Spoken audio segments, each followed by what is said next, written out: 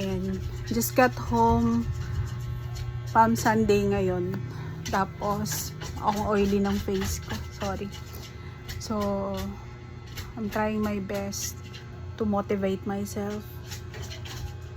Even though hindi ko naramdaman yung blessing dun sa palaspas namin today. Hindi ko masyado naramdaman. Sabi ni nanay naramdaman daw niya. Pero usually kasi minsan naliligo talaga kami ng palaspas. Ay, palaspas, sorry. Ng holy water. Pero this time hindi ko masyado na Kaya sabi ko for some other time I'll try na itong week na to. Kailangan kahit hindi ako maka-attend ng mass, ang importante magpunta ako ng church. Tsaka start na kasi to ng panibago kong buhay dahil I'm going to face everything alone. Siyempre with ang back support ko naman yung nanay ko tsaka yung anak ko. So kailangan ko mag-start ulit kasi hindi ako pwede talaga mag-stop. So I'm hoping lang na walang episode sa health ko, ganyan. Tapos hoping na makayanan ko to lahat-lahat. So,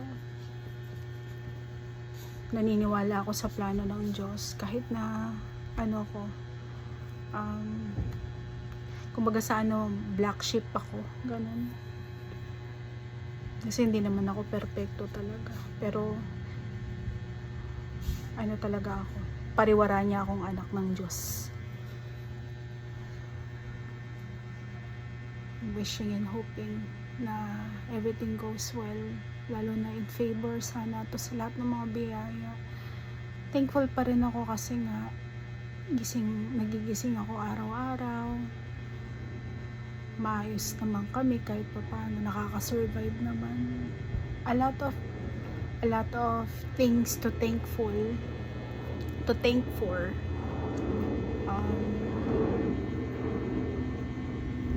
Yung andyan yung mga tao na sumusuporta tsaka naniniwala sa akin, ganun.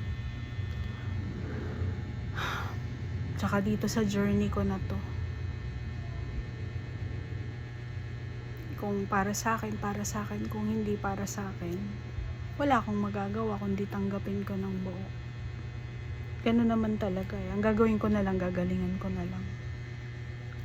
Kailangan ko magpahinga kasi haggard talaga ako. Tsaka masakit na yung lalamunan ko Uhaw na ako kasi ako, tapos uminom ako ng may yelo. So, thank you Lord for everything, and we're hoping and praying na sa lahat ng pagpapala, sa lahat ng mga binibigay mo Lord, huwag mo kaming pababayaan araw-araw. I-bless mo lahat ng mga tao sa paligid ko, yung mga tumutulong sa akin Lord, buong pamilya ko. Layo mo kami lahat sa sakit. Ligtas mo po kami sa araw-araw. Patuloy niyo po kaming suportahan, bigyan ng kalakasan, spiritual, physical, saka wisdom. Ikaw na pong bahala sa lahat. Binibigay ko po sa inyo lahat ng mga worries ko, lahat ng takot ko, Panginoon. Ikaw na pong bahala. Amen.